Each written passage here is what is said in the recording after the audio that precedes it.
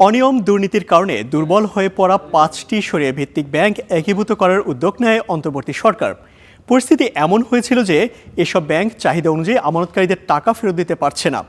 বর্তমান সরকার টাকা ছাপিয়েও সংকট নিরসন করতে পারেনি। ৫ ব্যাংকের একীভূতকরণের বিস্তারিত জানাচ্ছেন তামজিদ আহমেদ।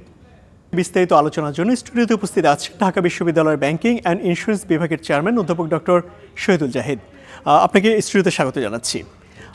আমরা দেখেছি যে সম্মিলিত যে ইসলামী ব্যাংক গঠন করা হয়েছে কিংবা এর যে একীভূতকরণের প্রক্রিয়াটা, এটা নিয়ে বিভিন্ন আলোচনা হয়েছে, অনেক সমালোচনা হয়েছে। বিশেষ করে যারা গ্রাহক পর্যায়ে রয়েছেন তারা এটাকে আসলে প্রথমে স্বাগত জানালো, পরে তাদের আমানত ফেরত পাওয়া নিয়ে কিন্তু বিভিন্ন ধরনের আলোচনা চলছে।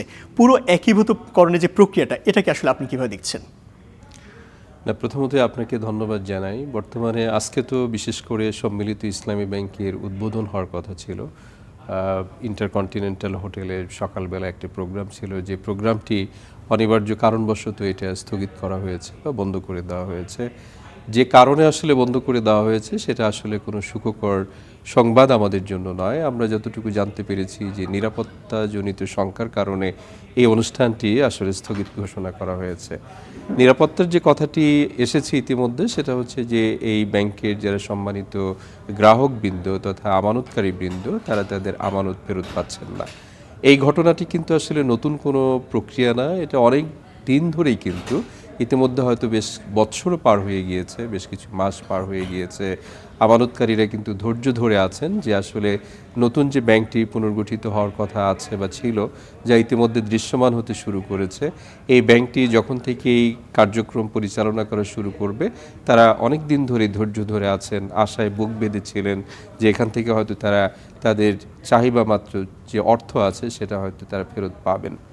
এখন এটা নিয়ে যারা হচ্ছে মূলত রেগুলেটরি অথরিটি, তারা অনেক দিন ধরে আমানতকারীদেরকে কিন্তু আশ্বাস দিয়ে আসছেন যে বিগত বছরের মাঝামাঝি সময় থেকে আমরা শুনতে পাচ্ছি, যখন ব্যাংক রেজুলেশন অধ্যাদেশ 2025 এটা জারি হলো এবং তারই ধারাবাহিকতে হচ্ছে এই ব্যাংকের লাইসেন্স বাংলাদেশ ব্যাংক থেকে দেওয়া হলো এবং একটি পর্ষদও প্রথমে যাদেরকে নাম ঘোষণা করা হয়েছিল, পরে কিছুটা পরিবর্তন এসেছে বটে, এবং সেই নতুন ব্যাংকের যিনি ম্যানেজিং ডিরেক্টর তাকেও নিয়োগ দেওয়ার প্রক্রিয়া চলমান রয়েছে। এরকম একটি বাস্তবতায় তারা কিন্তু আসলে সময়ে সময়ে এই আমানতকারীদেরকে আশ্বস্ত করেছেন যে আজ বাদে কাল অথবা এই মাস না হয় সেই মাস বা পরের সপ্তাহ থেকে তারা তাদের চাহিদা মোতাবেক অর্থ, বিশেষ করে 2 লক্ষ টাকা বা তার চেয়ে নিচের পরিমাণ, এইটা তারা হয়তো পেতে পারবেন। কিন্তু আমরা এখন হতাশ হয়ে লক্ষ্য করছি যে আমানতকারীদেরকে তারা আসলে রাস্তায় নামতে বাধ্য হয়েছেন।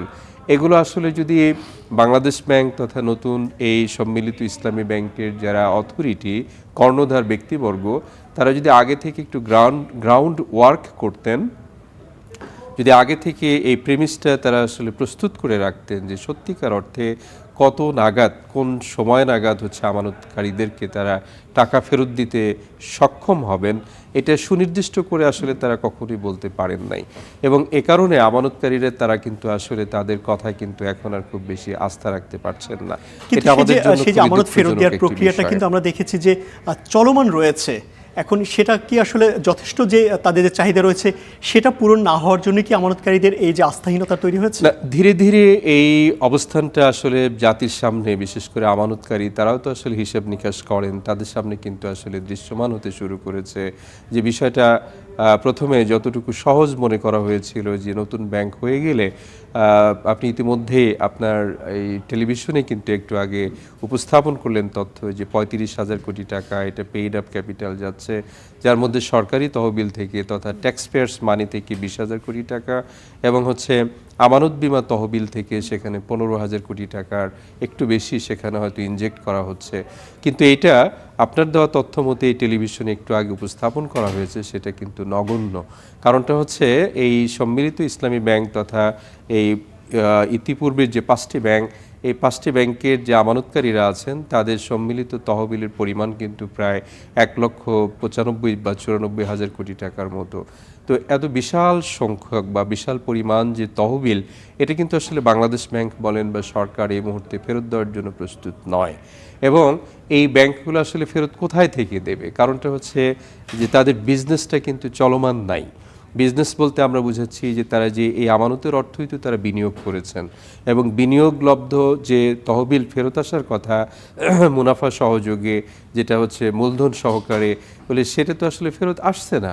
আমরা এটাই লক্ষ্য করে দেখেছি যে এই 5টি ব্যাংকের কোনো ব্যাংক আছে যাদের কোনো ব্যাংকের হচ্ছে 95%, কোনো ব্যাংকের 98%, যদি হচ্ছে আপনার ঋণ খেলা মানে এটাকে কুঋণ বা মন্দ ঋণ হয়ে গিয়েছে।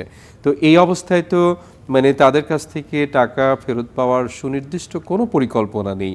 তাহলে সেখান থেকে যদি বিনিয়োগটা উঠে না আসে, এখানে যদি মুনাফা না আসে, তাহলে বাংলাদেশ ব্যাংক বলেন বা এই সম্মিলিত ইসলামী ব্যাংকের যে নতুন কর্তৃপক্ষ, তাদের পক্ষে এটা পরিশোধ করাটা কঠিন হয়ে যাবে। স্যার, আরেকটি বিষয় আমরা দেখেছি যে সাম্প্রতিক সময় যারা আমানতকারী রয়েছেন তারা কিন্তু বলছেন যে তাদের যে মুনাফার অংশ টাকা পুরোপুরি তাদেরকে দেওয়ার জন্য, কিন্তু যে শরিয়া ভিত্তিক যে ব্যাংকিং ব্যবস্থা রয়েছে, মুদারাবা যে পদ্ধতি রয়েছে, সেই অনুযায়ী তো যারা গ্রাহক রয়েছেন তাদেরকে ব্যাংকের লাভ এবং ক্ষতি দুটোই আসলে সমানভাগে ভাগ করে নেওয়ার কথা। সেক্ষেত্রে শুধুমাত্র তারা মুনাফাই চাচ্ছেন, ক্ষতির অংশটুকু তারা কিন্তু দায় নিতে চাচ্ছে না। এটা আসলে কতটুকু যৌক্তিক ইসলামী ব্যাংকিং আইন? ইসলামিক ফিনান্সিয়াল সিস্টেম অনুযায়ী আসলে ইসলামী ব্যাংকিং প্রথা এটা মূলত পরিচালিত হয়, এটাকে PLS 2 টায়ার মেকানিজম বলা হয়, যেটা profit and loss sharing.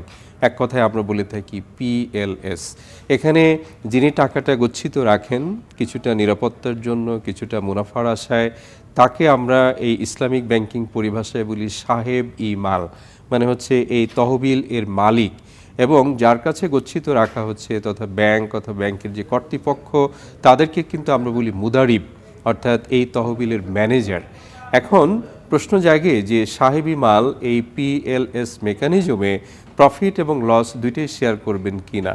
Historically আমরা যেটা দেখি, সাধারণত ব্যাংক তারা যেহেতু ফিনান্সিয়াল ইন্টারমিডিয়েশন করেন, তারা কম দামে যদি টাকা তহবিলটা সংগ্রহ করতে পারেন, তাহলে কিছুটা মার্কআপ বা মার্জিন রেখে আরেকটু চড়া দামে বা সুদে অথবা মুনাফায় তারা বিনিয়োগ করে থাকেন।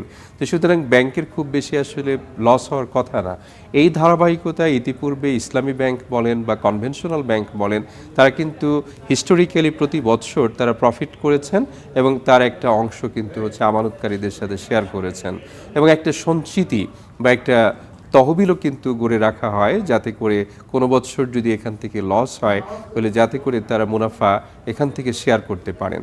কিন্তু আমরা অবাক হয়ে যেটা লক্ষ্য করেছি যে এই 5টি ব্যাংকই বেশ কিছু বৎসর ধরেই কিন্তু আসলে লস এর মধ্যে ছিল।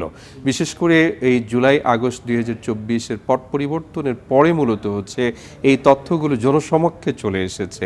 এর আগে কিন্তু আসলে আমি আপনাকে একটা ছোট্ট বাস্তব উদাহরণ দিচ্ছি, কোনো একটা ব্যাংকের কথা বলছি, তারা 2023 সালের যে ফিনান্সিয়াল স্টেটমেন্ট অডিটেড এবং বাংলাদেশ ব্যাংক ভেটিং করে দিয়েছে, মানে ফাইনালাইজ করে দিয়েছে, পাবলিক ডকুমেন্ট, বলে সেখানে 450 কোটি টাকার উপরে প্রফিট দেখানো হয়েছে।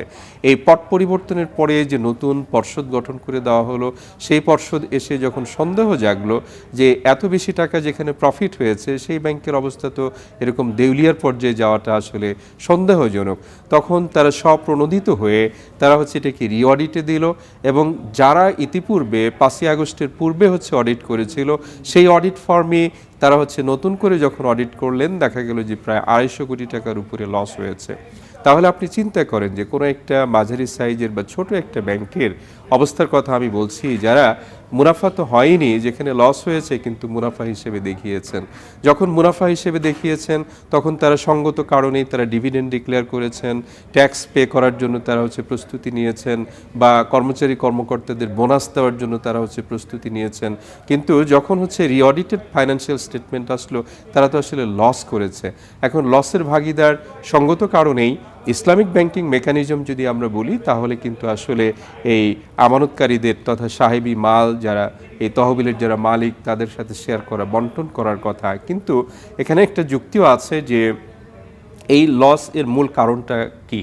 যদি কোনো গ্রস নেগলিজেন্স হয়ে থাকে, যেটা হয়েছে বলে আমরা মনে করছি, যে এখানে কিন্তু আসলে এই সমস্ত ব্যাংক দেউলিয়া হওয়ার পিছনে কিন্তু একটা সামষ্টিক দায়বদ্ধতা আছে। মানে সার্বিক পদ্ধতি, ব্যাংকের যে নিজস্ব দুর্বলতা এবং সরকার ব্যবস্থাপনা, সরকারি সব জায়গায় এখানে সবাই মিলেই কিন্তু আসলে এখানে খাদের কিনারায় কিন্তু নিয়ে চলে এসেছে। স্যার, অসংখ্য ধন্যবাদ আমাদের সঙ্গে স্টুডিওতে এসে আলোচনা যোগ দেওয়ার জন্য। আপনাকেও ধন্যবাদ।